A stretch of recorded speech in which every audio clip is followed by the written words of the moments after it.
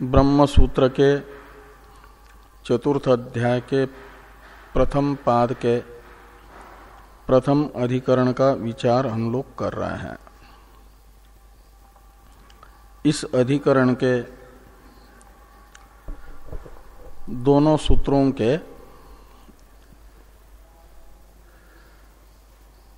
द्वारा सिद्धांत बताया गया है।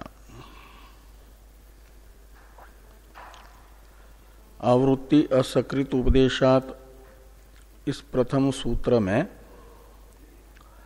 असकृत उपदेश रूप हेतु से सिद्धांतियों ने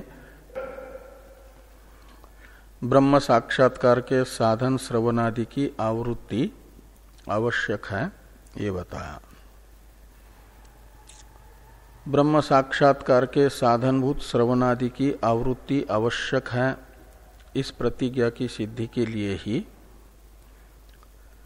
लिंगाच्च इस दूसरे सूत्र से एक श्रुति वचन रूप ज्ञापक बताया गया।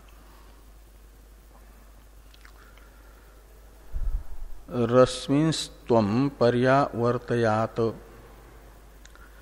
इस छांदोग्य वचन के द्वारा यह ज्ञापित हुआ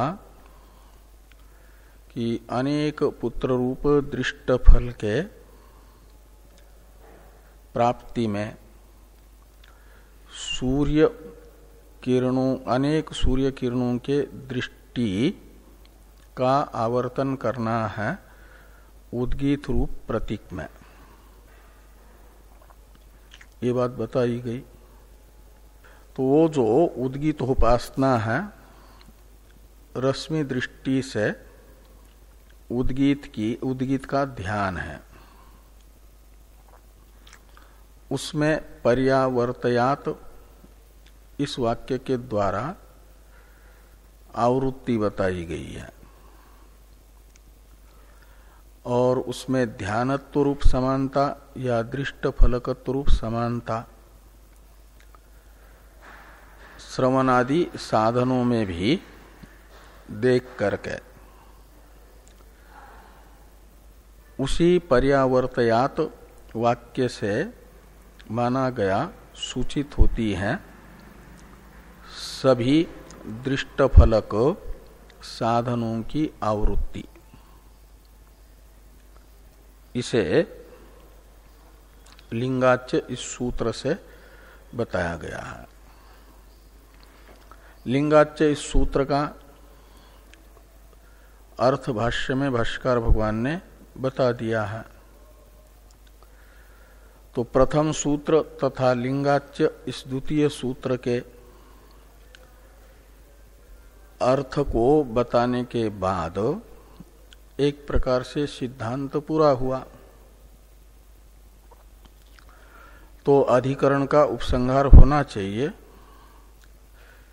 लेकिन इस अधिकरण के अर्थ को सुदृढ़ करने के दृष्टि से सिद्धांति ने जो अधिकरणार्थ बताया, सिद्धांत बताया श्रवणादि की आवृत्ति आवश्यक है करके, इस सिद्धांत को सुदृढ़ करने के लिए इस पर पहले आक्षेप कर्ता का आक्षेप भाष्यकार भगवान बता रहे हैं अत्र आह इत्यादि से।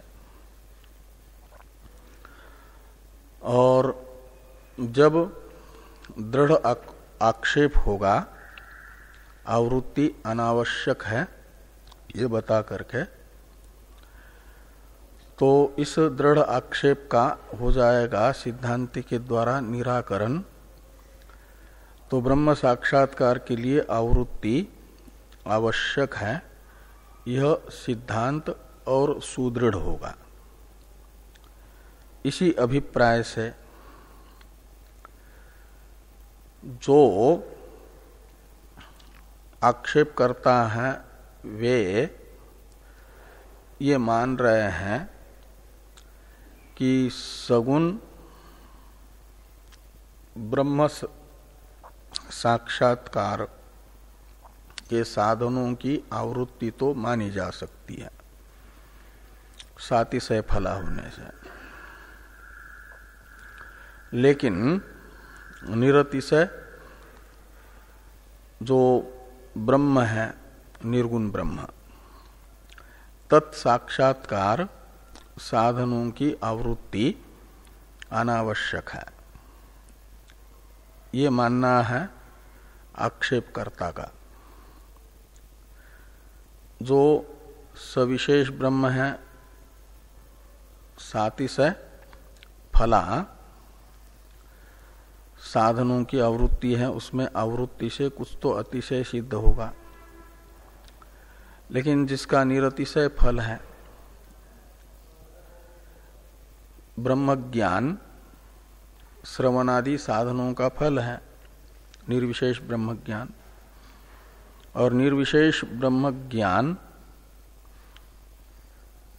उसका विषय निर्विशेष ब्रह्म होने से चाहे वो मनुष्य को हो या देवता को हो, सबको एक जैसा ही होगा,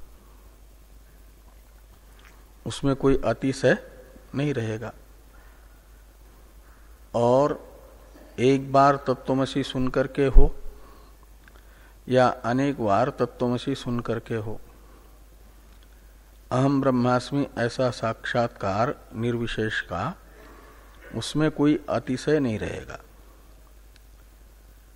ज्ञान में अतिशयता आती है विषय के सातिशय होने पर,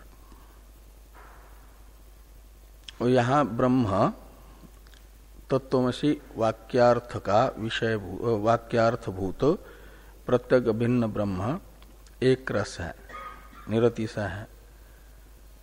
इसलिए उसके ज्ञान में चाहे एक बार तत्वमसी सुनने से ज्ञान हो अहम ब्रह्मास्मि ऐसा, या अनेक बार तत्वमसी सुन करके अहम ब्रह्मास्मि ज्ञान हो, कोई विशेषता नहीं रहेगी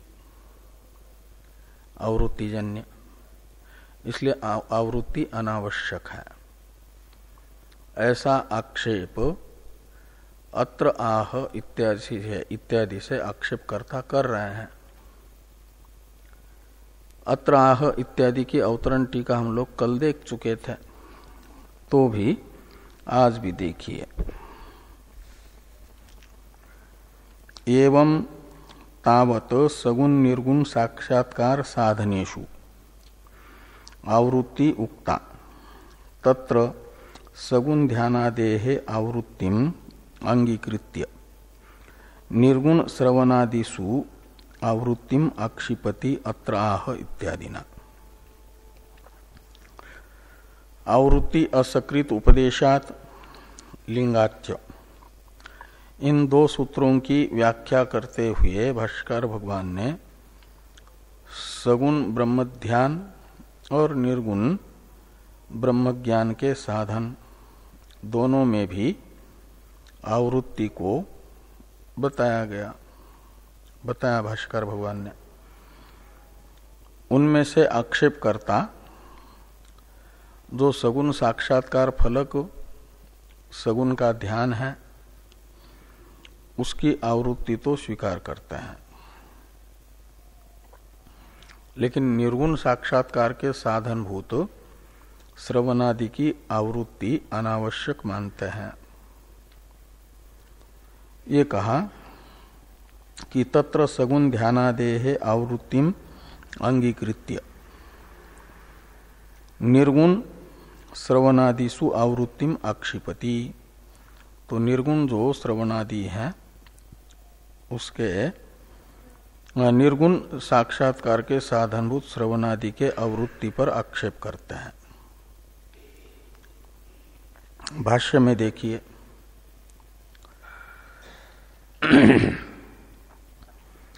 अत्र आह भवतु नाम साध्य फलेषु प्रत्ययेषु आवृत्ति, तेषु आवृत्ति साध्यस्य अतिशयस्य संभवात्। तो कहते हैं जो साध्य फल प्रत्यय हैं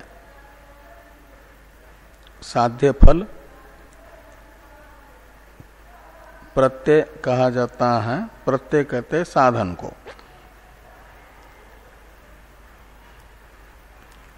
और जिस साधन का फल साध्य रूप है, साधन से निष्पन्न होने वाला है, तो साधन निष्पन्न फल वाले साधनों की तो आवृत्ति भले ही हो जाए, वे हैं साध्य फल प्रत्यय माना जाता है उपासनाओं को, सगुण ध्यान को। तो ये जो सगुण ध्यान है उसकी आवृत्ति भले ही आप मान लो।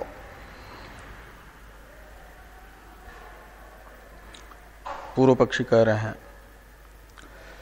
तो भवतु नाम साध्य फलेषु प्रत्ययेषु आवृत्ति। साध्य फल प्रत्यय यानी सगुण ध्यान, और उस सगुण ध्यान की आवृत्ति भले ही हो। तेषु आवृत्ति साध्यस्य अतिशयस्य संभवात्। का सगुण ध्यानों में आवृत्ति क्यों मानी जाए? तो इसलिए कि आवृत्ति साध्य जो अतिशय है यानी विशेषता है। अतिशय शब्द का अर्थ है विशेषता, वह संभव है। आवृत्ति से जन्य जो फल में अतिशयता है वह संभव है। तो तेषु आवृत्ति साध्य अतिशयस्य संभवात्। उपासना का फल है सालोक्य, सामीप्य, सारूप्य, सायुज्य रूप लोकांतपाती मुक्ति। और उपासना के न्यूनाधिक्य को लेकर के यह फल में न्यूनाधिक्य होता है, तारतम्य होता है। उपासना में कहीं कमी रह गई तो सालोक्य की मात्र प्राप्ति होती है। उपासना परिपूर्ण हो गई यदि तो पूर्ण रूप से जितनी उत्कृष्ट होनी चाहिए उतनी हो गई तो सायुज्य, और बीच वाली है तो सारूप्य और सामीप्य। इस प्रकार ये उपासना के तारतम्य को लेकर के फल में तारतम्य हो रहा है ना। और उपासना में तारतम्य क्यों हो रहा है? तो आवृत्ति को लेकर के। तो इस प्रकार उपासना की आवृत्ति तो सार्थक हो जाती है उपासना में अतिशयता प्रदान करके। इसलिए उपासना में भले ही आवृत्ति स्वीकार की जाए, लेकिन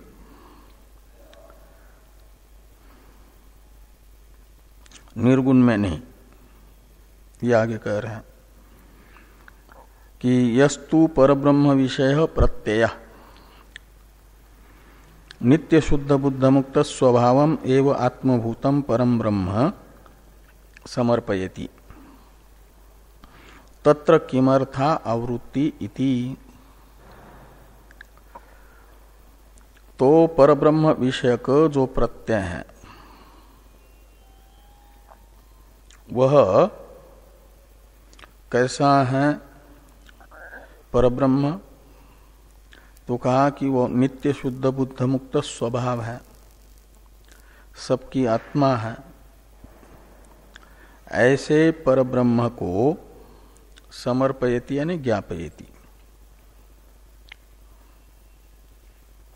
तो ये जो निर्गुण ब्रह्म ज्ञान है वह निर्गुण ब्रह्म ज्ञान ये बता रहा है कि नित्य शुद्ध बुद्ध मुक्त स्वरूप ब्रह्म पर ब्रह्म तुम हो, ऐसा ज्ञापन करता है। और इस ब्रह्म ज्ञान के साधन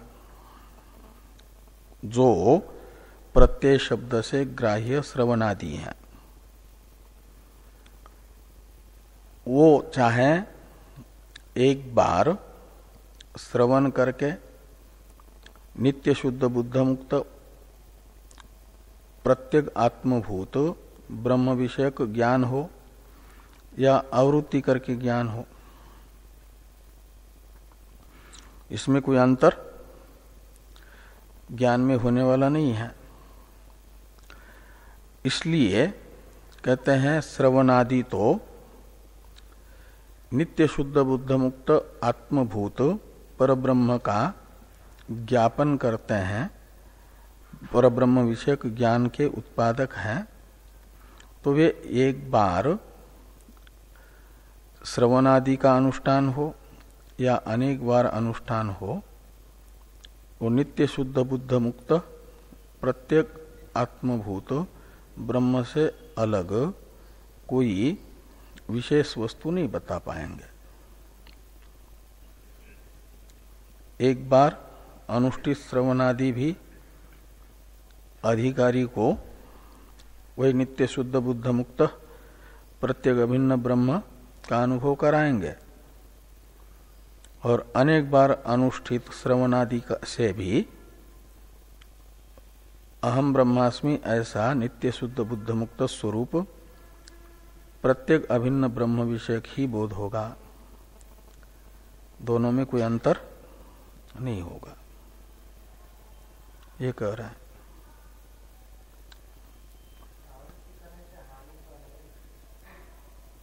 लेकिन लाभ भी नहीं है।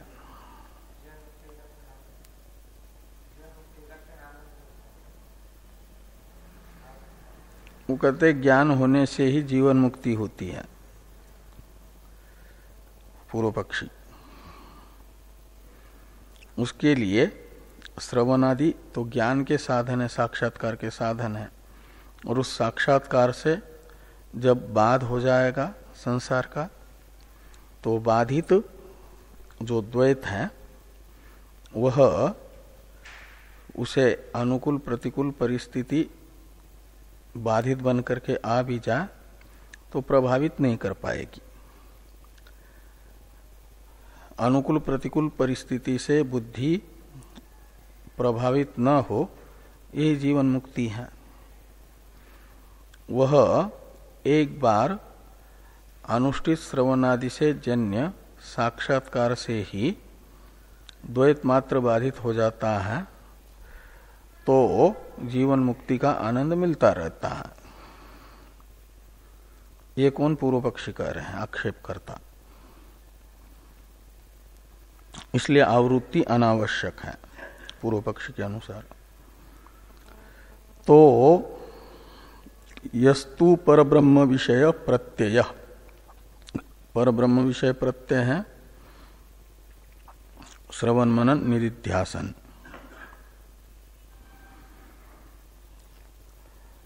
और वह नित्य शुद्ध बुद्ध मुक्त स्वभाव आत्मभूत परब्रह्म का समर्पण करता है, का अर्थ है अनुभव कराता है। तत्र किमर्थ आवृत्ति, तो परब्रह्म का नित्य शुद्ध बुद्ध मुक्त स्वरूप ब्रह्म का अनुभव करने के लिए आवृत्ति किमर्थ का मतलब किम शब्द आक्षेप अर्थ में होने से निष्फल है, उसका कोई फल प्रयोजन नहीं है आवृत्ति का। ये पूर्व पक्ष प्राप्त हुआ।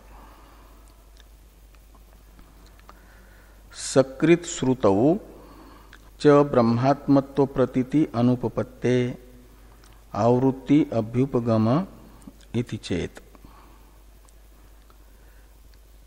इसका अवतरण है टीका में, इसे देखिए। वाक्यम निर्गुण साक्षात्कार जनने शक्तम नवा, ये पूर्व पक्षी ने सिद्धांति के प्रति दो विकल्प करके पूछा सिद्धांतियों से कि तत्त्वमसि इत्यादि महावाक्य निर्गुण ब्रह्म का साक्षात्कार कराने में समर्थ हैं या नहीं है, ये पूछते हैं सिद्धांति से पूर्व पक्षी।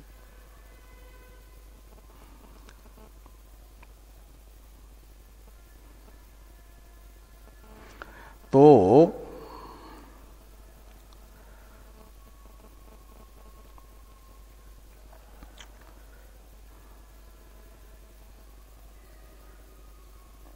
उसमें यदि सिद्धांति कहते हैं कि तत्त्वमस्यादि वाक्य निर्गुण ब्रह्म का साक्षात्कार कराने में समर्थ हैं, ये प्रथम विकल्प है। द्वितीय विकल्प है निर्गुण ब्रह्म का साक्षात्कार कराने में तत्त्वमसि वाक्य समर्थ नहीं है। तो इनमें कहते हैं आद्य सकृत श्रुतवाक्यात् साक्षात्कार सिद्धे आवृत्तिर वृथा इति उक्त्वा द्वितीयं शंकते। तो प्रथम विकल्प निर्गुण साक्षात्कार में तत्त्वमसि वाक्य समर्थ है, ये जो प्रथम विकल्प है, इस पक्ष में एक बार तत्त्वमसि वाक्य सुनने मात्र से ही निर्गुण साक्षात्कार हो जाएगा, तो निर्गुण साक्षात्कार के लिए बार बार तत्त्वमसि वाक्य का श्रवण आवृत्ति निरर्थक है, निष्प्रयोजन है, आवर्तन। ये पूर्व पक्षी ने कहा तत्त्वमसि वाक्य से निर्गुण का साक्षात्कार होता है, ऐसा यदि सिद्धांति प्रथम विकल्प स्वीकार करेंगे तो इस पक्ष में एक बार तत्त्वमसि सुनने से ही साक्षात्कार हो रहा है, तो बार बार सुनने की क्या जरूरत है, व्यर्थ है। ये वैयर्थ्य आवृत्ति का प्रथम पक्ष में पूर्व पक्षी ने बता दिया। अब द्वितीयम शंकते, तो द्वितीय विकल्प है तत्त्वमसि वाक्य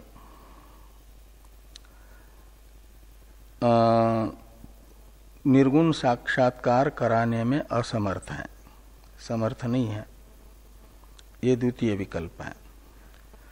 और इस द्वितीय विकल्प की शंका यदि सिद्धांति करते हैं, ऐसा मानते हैं कि तत्त्वमसि वाक्य निर्गुण का साक्षात्कार कराने में असमर्थ है, तो ये सिद्धांति की शंका का अनुवाद पूर्व पक्षी कर रहे हैं। इसलिए कहते द्वितीयम शंकते, यानी सिद्धांति द्वितीय विकल्प की शंका करते हैं और उसका निराकरण न इत्यादि से पूर्व पक्षी करेंगे सिद्धांति की शंका का। तो भाष्य में है सकृत श्रुतौ च ब्रह्मात्मत्व प्रतीति अनुपपत्ते आवृत्ति अभ्युपगम इति चेत, ऐसा यदि सिद्धांति कहेंगे, पूर्व पक्षी कह रहे हैं, क्या सिद्धांति कहेंगे कि सकृत श्रुतौ तत्त्वमसि वाक्य का एक बार श्रवण होने पर निर्गुण ब्रह्म का साक्षात्कार नहीं होता, तो सकृत श्रुतौ च ब्रह्मात्मत्व प्रतीति अनुपपत्ते, ब्रह्मात्मत्व की प्रतीति अनुपपन्न है, नहीं होती है। आवृत्ति अभ्युपगम, इसलिए आवृत्ति का अंगीकार है, का मतलब तत्त्वमसि वाक्य श्रवण यानी विचार बार बार करना है, एक बार तत्वमसी वाक्यार्थ का विचार करने मात्र से साक्षात्कार नहीं होता। उसके लिए आवृत्ति है, बार बार विचार करने से साक्षात्कार होगा। ऐसा यदि सिद्धांती कहना चाहेंगे तो पूर्व पक्षी कह रहे हैं न इत्यादि से। इसका अवतरण है टीका में, न इत्यादि पूर्व पक्ष का। अशक्तस्य आवृतावपि फलानुपपत्ति इत्याह नेति। कहे जो साक्षात्कार कराने में असमर्थ है, निर्गुण का साक्षात्कार कराने में असमर्थ तत्वमसी वाक्य है, ये पक्ष है, तो वो एक बार श्रवण करने से साक्षात्कार उत्पन्न नहीं कर पा रहा है, सकृत श्रुत तत्वमसी, तो अनेक बार श्रुत होने पर भी वह साक्षात्कार उत्पादक नहीं बन पाएगा, क्योंकि उसका स्वभाव ही नहीं है साक्षात्कार उत्पन्न करना, सामर्थ्य ही नहीं है उसमें साक्षात्कार उत्पन्न करने का। यदि सामर्थ्य होता तो एक बार श्रवण करने मात्र से ही साक्षात्कार उत्पन्न करा देता। तो एक बार श्रुत तत्वमसी वाक्य नहीं उत्पन्न करा पा रहा है साक्षात्कार, तो हजारों बार विचार्यमान भी नहीं करा पाएगा अहम ब्रह्मास्मि ऐसा साक्षात्कार। ये पूर्व पक्षी कह रहे हैं।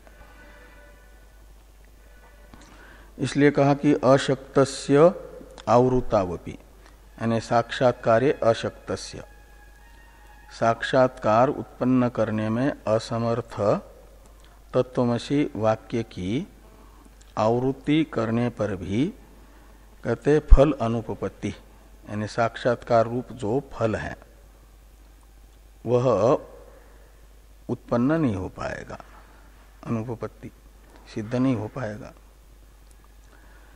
इस अभिप्राय से पूर्व पक्षी कह रहे हैं कि न आवृता वपि तद अनुपपत्ते,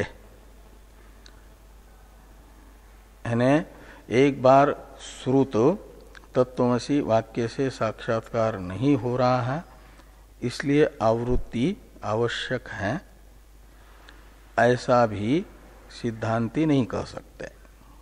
ये न का अर्थ है। क्यों नहीं कह सकते? कहते इसलिए कि आवृता वपि तद अनुपपत्ते, तो जो साक्षात्कार कराने में असमर्थ है तत्वमसी वाक्य, उसकी आवृत्ति होने पर भी तद अनुपपत्ते, इसमें तत्का अर्थ है साक्षात्कार, उससे साक्षात्कार कराने में असमर्थ तत्वमसी की अनेक बार आवृत्ति होने पर भी साक्षात्कार उत्पन्न नहीं होगा, सिद्ध नहीं होगा, साक्षात्कार अनुपपत्ते।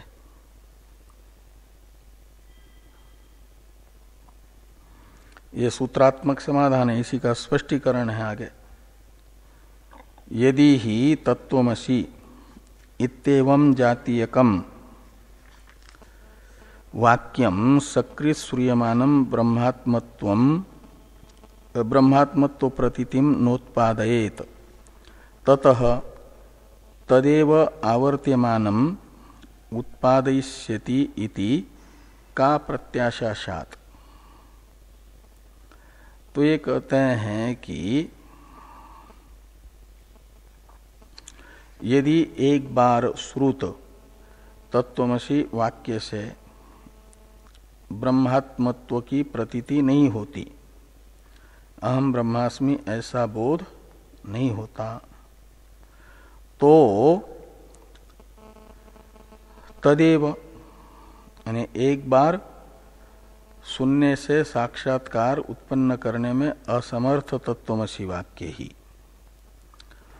आवर्त्यमानम, बार बार विचार्यमान, आवर्त्यमान का अर्थ हो जाएगा, बार बार श्रूयमान।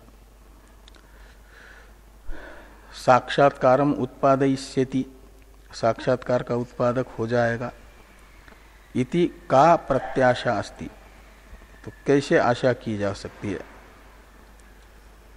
नहीं की जा सकती। का शब्द आक्षेपार्थ में है, तो इस प्रकार की अपेक्षा नहीं रखी जा सकती। तो का प्रत्याशा स्यात्, तो आकांक्षा इस प्रकार की नहीं रखी जा सकती, ये कहा गया। आगे हैं अथ उच्चेत इत्यादि वाक्य। तो यदि सिद्धांती ऐसा कहते हैं तो पूर्व पक्षी उसका भी उत्तर दे रहे हैं। अथ उच्चेत न केवलम वाक्यम कंचित अर्थम साक्षात्कर्तुम शक्नोति, अतो युक्त्यपेक्षम वाक्यम अनुभावयिष्यति ब्रह्मात्मत्वम इति। ऐसा यदि सिद्धांती कहना चाहेंगे तो पूर्व पक्षी उसका उत्तर देंगे। पहले सिद्धांति का अनुवाद किया उन्होंने। अथ उच्चेत का अर्थ है यदि, अथ का अर्थ है यदि, उच्चेत यानी सिद्धांति ना उच्चेत, सिद्धांति के द्वारा ऐसा कहा जाए। यदि कैसा कि न केवलम वाक्यम कंचित अर्थम साक्षात कर्तुम शक्नोति, तो केवल जो शब्द है तत्वमसि वाक्य है वह किसी का भी साक्षात्कार नहीं करा सकता। कंचित अर्थम साक्षात कर्तुम न शक्नोति, किसी भी अर्थ का साक्षात्कार करा नहीं सकता। इस और कोई सहयोगी यदि मिलता है उसको, तो सहयोगी के साथ मिलकर के साक्षात्कार कराता है। आगे कह रहे कि अतो युक्ति अपेक्षम वाक्यम अनुभावयिष्यति, जब अकेला साक्षात्कार नहीं करा पा रहा है किसी भी अर्थ का शब्द, तो वह युक्ति सापेक्ष शब्द, अकेला शब्द साक्षात्कार कराने में जो असमर्थ है वह युक्ति रूप सहकारी की सहायता से साक्षात्कार कराता है। इसलिए कहा कि युक्ति अपेक्षम वाक्यम अनुभावयिष्यति, युक्ति सापेक्ष जो वाक्य है वह अपने विषय का साक्षात्कार कराता है। यानी अकेला श्रवण साक्षात्कार नहीं कराता, मनन शब्दित युक्ति सहकृत श्रवण साक्षात्कार उत्पन्न कराएगा अपने विषय का। ऐसा यदि सिद्धांती कहते हैं तो पूर्व पक्षी तथापि इत्यादि से कह रहे हैं इस पक्ष में भी युक्ति सहकृत वाक्य को, शब्द को साक्षात्कार उत्पादक मानते हो यदि, तो इस पक्ष में भी शब्द तथा युक्ति की आवृत्ति वैयर्थ्य नाम का जो दोष है वो बना ही रहेगा, आवृत्ति का अनर्थक्य। इसे तथापि इत्यादि से कहा जा रहा है कि तथापि आवृत्ति अनर्थक्यम एव, आवृत्ति अनर्थक्यम एव। तो तथापि शब्द का अर्थ है अकेला शब्द साक्षात्कार में असमर्थ होने से युक्ति सकृत शब्द में साक्षात्कार हेतुत्व स्वीकार करने पर भी तथापि का अर्थ है। यही अर्थ तथापि का बता रहे हैं टीकाकार टीका में कि तथापि इति स्वतो अशक्तस्य युक्ति साहित्यात् शक्तावपि इत्यर्थ। ये लिखा है टीका में कि स्वयं साक्षात्कार कराने में अशक्त यानी असमर्थ होने पर भी युक्ति की सहायता से अपने विषय का साक्षात्कार कराने में समर्थ वाक्य को मान लेने पर भी, तथापि का अर्थ है आवृत्ति अनर्थक्यम एव। तो युक्ति सहकृत एक बार श्रुत वाक्य ही साक्षात्कार उत्पन्न कराएगा अहम ब्रह्मास्मि ऐसा। तो इस पक्ष में भी आवृत्ति का वैयर्थ्य नामक दोष बना ही रहता है। इस अभिप्राय से कहा कि तथापि आवृत्ति अनर्थक्यम एव।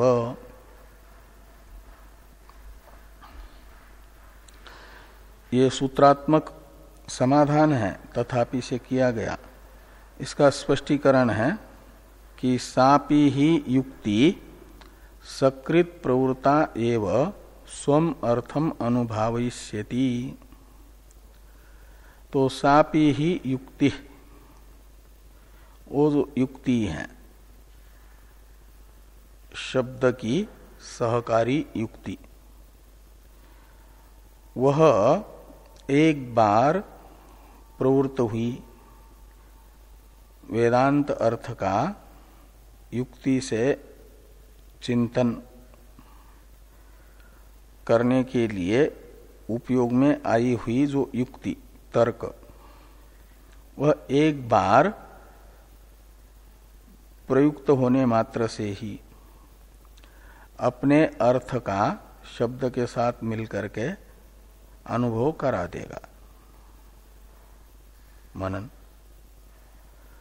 इसके लिए आवृत्ति अनावश्यक है, ये कहा। अब अथापि स्यात् इत्यादि भाष्य वाक्य की अवतरण टीका है, इसे देखिए। वाक्य युक्तिभ्याम परोक्ष ज्ञाने जातेपि अपरोक्ष ज्ञानार्थम आवृत्ति इति शंकते अथापि स्यात् इति। अब सिद्धांती के अनुयायी यदि ये कहते हैं कि श्रवण मनन से परोक्ष ज्ञान होता है, युक्ति सहकृत शब्द साक्षात्कार का उत्पादक नहीं, परोक्ष ज्ञान का उत्पादक है,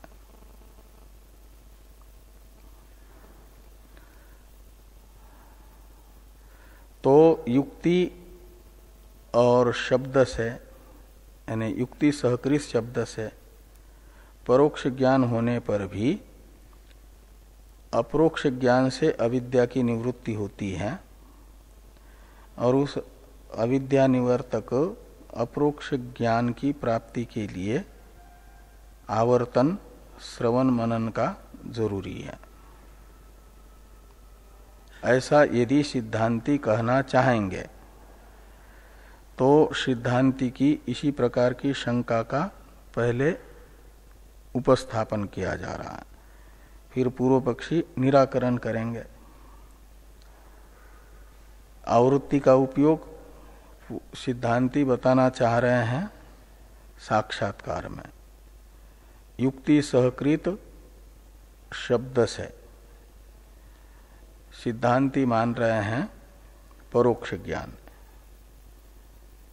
और उसी युक्ति सहकृत श्रवण की आवृत्ति होगी तो साक्षात्कार होगा। आवर्त्यमान युक्ति सहकृत श्रवण साक्षात्कार उत्पादक बनेगा, इसलिए आवृत्ति सार्थक है। ऐसा यदि सिद्धांती कहना चाहेंगे तो सिद्धांती का ये कथन पूर्व पक्षी के द्वारा अनुदित किया जा रहा है। अथापि स्यात् युक्त्या वाक्येन च सामान्य विषयम एव विज्ञानम क्रियते न विशेष विज्ञानम। विशेष विषयम विज्ञानम को भी इधर ले आना। कहते हैं युक्ति सहकृत वाक्य से सामान्य विषय ज्ञान ही होता है। सामान्य विषय ज्ञान है परोक्ष ज्ञान। इसलिए सामान्य विषयम एवं विज्ञानम शब्द से लेना परोक्ष ज्ञान को। तो ये युक्ति सहकृत शब्द ने सामान्य ज्ञान को उत्पन्न किया, न विशेष विज्ञानम। विशेष विषयम विज्ञानम, तो विशेष विषय विज्ञान कहते हैं साक्षात्कार को। तो साक्षात्कार का उत्पादक एक बार श्रुत युक्ति सहकृत शब्द नहीं बनता, उसके लिए आवर्तन आवश्यक है। इसे समझाने के लिए सिद्धांती दृष्टांत बताते हैं। युक्ति और वाक्य से परोक्ष ज्ञान होता है, इसे समझाने के लिए दृष्टांत है। यथा अस्ति में हृदये शूलम इत्यतः वाक्यात् गात्र कंपनादि लिंगाच्च शूल सद्भाव सामान्यम एव परः प्रतिपद्यते न विशेषम अनुभवति यथा स एव शूली। तो कहते हैं जैसे किसी व्यक्ति ने अपने साथी को कहा कि मेरे हृदय में शूल है, तो इस वाक्य से उसके साथी को इतना मात्र ज्ञान हुआ कि मेरे साथी के हृदय में शूल है, शूल के अस्तित्व का ज्ञान हुआ। और साथ में वह दुखी है, वो शूल उसे कष्ट दे रहा है, तो वो अंदर का कष्ट चेहरे से प्रतीत होता है ना।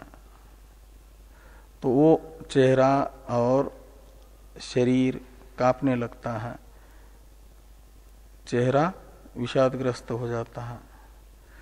तो ये जो गात्र कंपनादि रूप लिंग दर्शन है, जैसे पर्वत में धूम दर्शन वन्य का ज्ञापक बनता है, ऐसे गात्र कंपनादि लिंग ये हुआ युक्ति तर्क।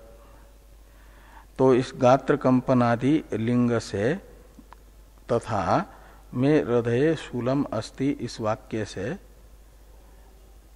सामने वाले को परोक्ष ज्ञान होता है। बोलने वाले के हृदय में शूल के अस्तित्व का सामान्य ज्ञान होता है। वो शूल विशेष का ज्ञान नहीं होता, विशेष अनुभव नहीं होता। जैसे वह स्वयं व्यक्ति जिसके हृदय में शूल है वह अनुभव कर सकता है कष्ट का, शूल का, ऐसे अनुभव उसे नहीं हो पाता। सुनने वाले को अनुमान मात्र करता है, यानी परोक्ष ज्ञान होता है। तो यहाँ युक्ति गात्र कंपनादि रूप और में हृदय शूलम अस्ति ये वाक्य जैसे शूल का परोक्ष ज्ञान उत्पादक मात्र बना, जैसे जिसके शरीर में हृदय में शूल है उसको अपरोक्ष है शूल का, ऐसा अपरोक्ष का उत्पादक युक्ति सहकृत वाक्य नहीं बना। ये उदाहरण हुआ।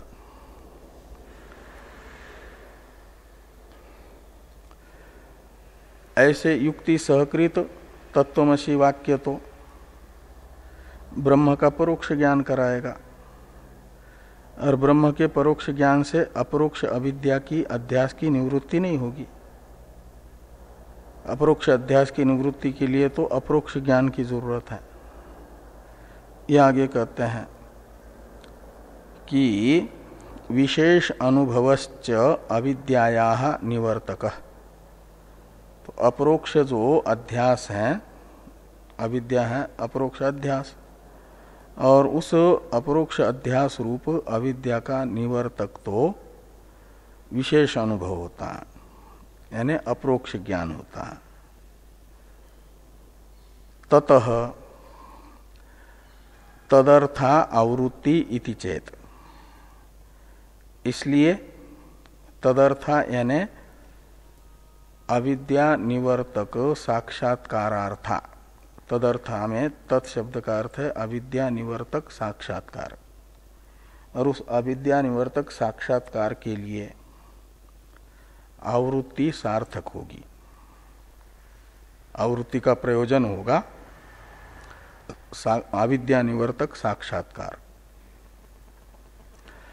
इति चेत, ऐसा यदि सिद्धांती कहना चाहेंगे आवृत्ति को सार्थक दिखाने के लिए, तो कहते न, ये कहना भी ठीक नहीं है सिद्धांति का। असकृत अपि तावन मात्रे इत्यादि से हेतु बताया जा रहा है क्यों ठीक नहीं है। तो न असकृत अपि इत्यादि का अवतरण है टीका में, सिद्धांति की शंका का निराकरण पूर्व पक्षी कर रहे हैं। न असकृत अपि इत्यादि से इसका अवतरण है टीका में कि तयोः परोक्ष ज्ञान हेतुत्व स्वाभाव्यात् आवृतावपि न साक्षात्कार स्यात् इति परिहरति न असकृत अपि इति। कहते तयोः द्विवचन है ना, तो किसका परामर्शक है द्विवचनांत तयो शब्द, किसको बताएगा? हाँ वही, हाँ शब्द और युक्ति यानी श्रवण मनन को। तो तयोहो यानी श्रवण मननयोहो, युक्ति वाक्ययोहो। तो ये जो युक्ति और वाक्य हैं इनमें परोक्ष ज्ञान हेतुत्व स्वाभाव्यात्, इनका स्वभाव है परोक्ष ज्ञान का हेतुत्व, यही स्वभाव है उनका, परोक्ष ज्ञान के ही जनक होंगे। तो ये कहते हैं तयो परोक्ष ज्ञान हेतुत्व स्वाभाव्यात् आवृता वपि, तो आवृत्ति उनकी मान लेने पर भी न साक्षात्कार स्यात्, तो जब उनका स्वभाव है परोक्ष ज्ञान उत्पादकत्व ही, तो एक बार अनुष्ठित श्रवण मनन अपने स्वभाव के अनुसार परोक्ष ज्ञान के हेतु बनेंगे, तो कई बार उनका अनुष्ठान करेंगे तो भी स्वभाव नहीं बदलेगा उनका, वे अपने स्वभाव के अनुसार परोक्ष ज्ञान का ही उत्पादक बनेंगे, अपरोक्ष ज्ञान उत्पन्न नहीं कर पाएंगे अनेक बार उनकी आवृत्ति होने पर भी। ये पूर्व पक्षी कह रहे हैं कि तयोः परोक्ष ज्ञान हेतुत्व स्वाभाव्यात् तयो आवृत्तावपि, ऐसे लगाना कि उनकी आवृत्ति कर लेने पर भी श्रवण मनन की न साक्षात्कार स्यात्, तो अनेक बार अनुष्ठित श्रवण मनन से भी साक्षात्कार उत्पन्न नहीं होगा, जब उनका स्वभाव ही नहीं है साक्षात्कार उत्पन्न करना, तो कितने भी बार इनका आवर्तन करो वे साक्षात्कार के हेतु नहीं बन पाएंगे, फिर माना जाएगा स्वभाव बदल गया। स्वभाव नहीं बदलता। तो न साक्षात्कार स्यात् इति परिहरति, इस अभिप्राय से पूर्व पक्षी सिद्धांति की शंका का परिहार कर रहे हैं। सिद्धांति ये कह रहे थे ना कि एक बार अनुष्ठित श्रवण मनन से परोक्ष ज्ञान होता है और अविद्या का निवर्तक अपरोक्ष ज्ञान है, और वो अविद्या निवर्तक अपरोक्ष ज्ञान के लिए श्रवण मनन की आवृत्ति सार्थक है। ये जो सिद्धांति का कथन था इसका निराकरण पूर्व पक्षी कर रहा है, इसलिए कहा परिहरति। तो भाष्य में है न असकृत अपि तावन मात्रे क्रियमाणे विशेष विज्ञान उत्पत्ति असंभवात। तो असकृत अपि तावन मात्रे क्रियमाणे, तो असकृत अपि तावन मात्रे क्रियमाणे, इसमें तावन मात्रे क्रियमाणे ये द्विवचन है, वाक्य युक्ति का परामर्शक है। तावन मात्रे का अर्थ है युक्ति, वाक्य और युक्ति इन दोनों का मात्र। क्रियमाणे यानी आवर्तन करते रहेंगे, तब भी कहते विशेष विज्ञान उत्पत्ति असंभवात। असकृत अपि तावन मात्रे क्रियमाणे, असकृत का अर्थ है अनेक बार, अपि का अर्थ है भी, तो कई बार श्रवण मनन करने पर भी, जब श्रवण मनन का स्वभाव ही परोक्ष ज्ञान को उत्पन्न करना है, तो परोक्ष ज्ञान के उत्पादक श्रवण मनन का कई बार अनुष्ठान कर लेने पर भी अपरोक्ष ज्ञान उत्पन्न नहीं होगा, क्योंकि अपरोक्ष ज्ञान को उत्पन्न करना श्रवण मनन का स्वभाव ही नहीं है। ये पूर्व पक्षी कह रहे हैं कि असकृत अपि तावन मात्रे क्रियमाणे विशेष विज्ञान उत्पत्ति असंभवात। विशेष विज्ञान है साक्षात्कार, उसकी उत्पत्ति असंभव है, क्योंकि माना जा रहा है कि स्वभावतः श्रवण मनन परोक्ष ज्ञान का ही उत्पादक है। ये जो सूत्रात्मक वाक्य है इसका स्पष्टीकरण है टीका में, भाष्य में नहीं इत्यादि से। नहीं सकृत प्रयुक्ताभ्याम शास्त्रयुक्तिभ्याम अनवगतो विशेष शतकृत्वोपि प्रयुज्यमानाभ्याम अवगंतुम शक्यते। तो कहते हैं एक बार प्रयुक्त शास्त्र और युक्ति का मतलब श्रवण मनन, एक बार अनुष्ठित जो श्रवण मनन, उससे विशेषः अनवगतः, तो साक्षात्कार उनके विषय का नहीं हुआ, तो कहते शतकृतोपि, 100 बार, शतकृतों का अर्थ है तो 100 बार उनका अनुष्ठान कर लेने पर भी प्रयुज्यमानाभ्याम यानी अनुष्ठिताभ्याम श्रवण मननाभ्याम अवगंतुम न शक्यते, न का अन्वय शक्यते के साथ करना, तो वो 100 बार अनुष्ठित श्रवण मनन भी फिर अपने विषय का साक्षात्कार नहीं करा पाएंगे, क्योंकि उनका स्वभाव परोक्ष का ही उत्पादन करना है, अपरोक्ष उत्पादन नहीं है। तस्मात् इत्यादि का अवतरण है टीका में। यदि तयोः साक्षात्कार सामर्थ्यम यदि वा परोक्ष ज्ञान सामर्थ्यम उभयथापि आवृत्ति अनपेक्षा इत्याह तस्मात् इति। तो यदि तयो यानी श्रवण मननयो हो, तो शब्द और युक्ति इनमें साक्षात्कार का सामर्थ्य है ऐसा मान लो, अथवा कहते हैं इनमें परोक्ष ज्ञान का ही सामर्थ्य है, अपरोक्ष ज्ञान का सामर्थ्य नहीं है ऐसा मानो। दोनों पक्ष में कहते उभयथापि आवृत्ति अनपेक्षा, आवृत्ति अनावश्यक ही है, आवृत्ति की अपेक्षा नहीं है। ये पूर्व पक्षी का कथन है, उसे कह रहा है पूर्व पक्षी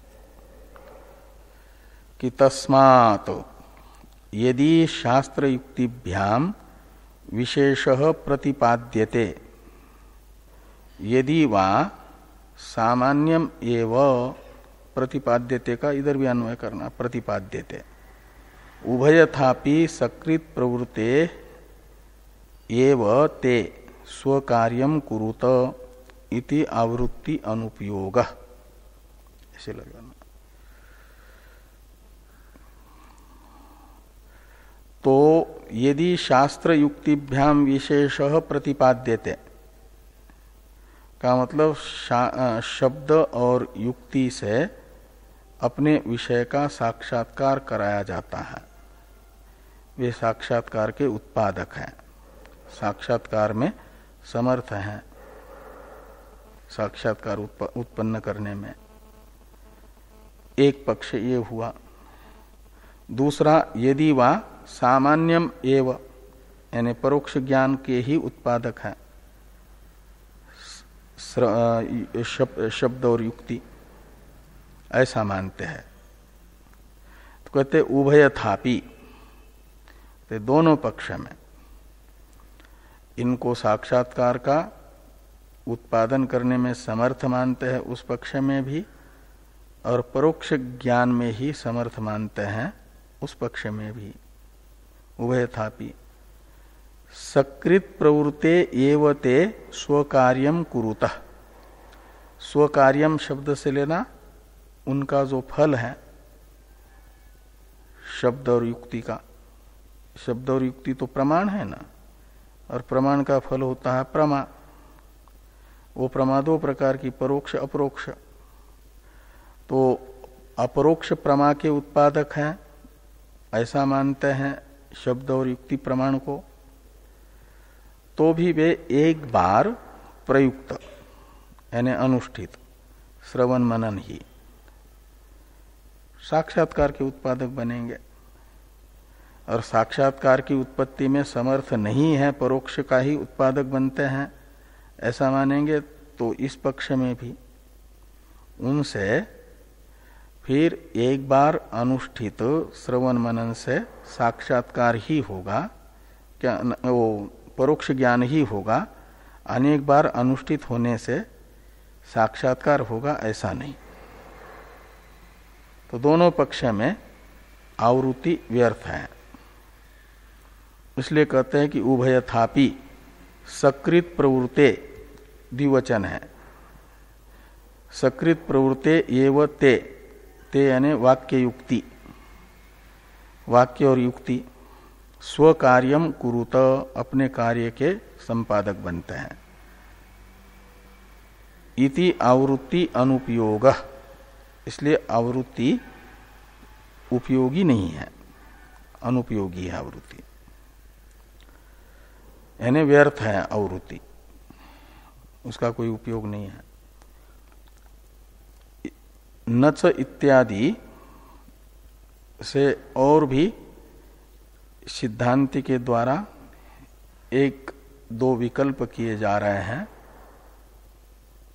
और उन विकल्पों का निराकरण सिद्धांति के पूर्व पक्षी करेंगे, तब पूर्व पक्ष सुदृढ़ हो जाएगा। ये पूरे पृष्ठ तक पूर्व पक्ष ही है। प्रमा उत्पत्ता अभ्यासापेक्षा युक्ता इति, नतु से लेकर के इति तक वो आएगा, वहां जाकर के ये आक्षेप करने वाले का आक्षेप पूरा होगा। अत्र उच्यते इत्यादि से फिर इस आक्षेप का निराकरण करने वाला सिद्धांत भाष्य आएगा। वहां से आवृत्ति को सार्थक बताएंगे सिद्धांती, अत्र उच्यते इत्यादि से। इससे पहले तक पूर्व पक्ष रहेगा। अभी इसमें है 3-4 पंक्तियां, इस पर चर्चा हम लोग परसों करेंगे। कल अनध्याय है।